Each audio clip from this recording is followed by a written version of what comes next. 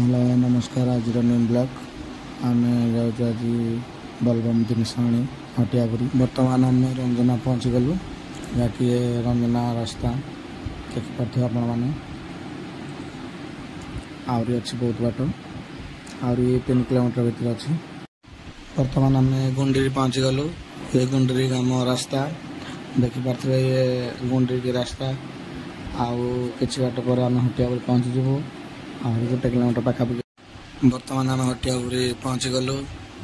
देखिपार ये छेक हटियापुरी छेक आमर जहाँकि आम ये बसबू पुणी घंटे हो अध घंटा हो जहाँ भी किसी बर्तमान बसबू। क्षीर गाड़ी आसिले आम से भोग जिनस धरिकी जीवु जहाँकि डाली गुड़ आ मसला मसली अच्छी जहाँकि धरिकी। बर्तमान छेली नुक चरे आना टाइम जहाँकि 10:30 बाजिलाने एपर्यंत जहाँकि आम अनेजु 8 आसिकिना आम अनेजु 10:30 हेलाने। तो गाड़ी एत जगह आसनी गाड़ी आसिले जीवु। देखते छेली बर्तमान क्षीर गाड़ी बर्तमान पहुँची गला 11टा टाइम हेलाने तो जगह आम अनेजु 8 रु देखिपारे ए आम जिनस अच्छी आम धरिकी जीवु। ए बर्तमान जिनस सब लोड लोड कर चलू।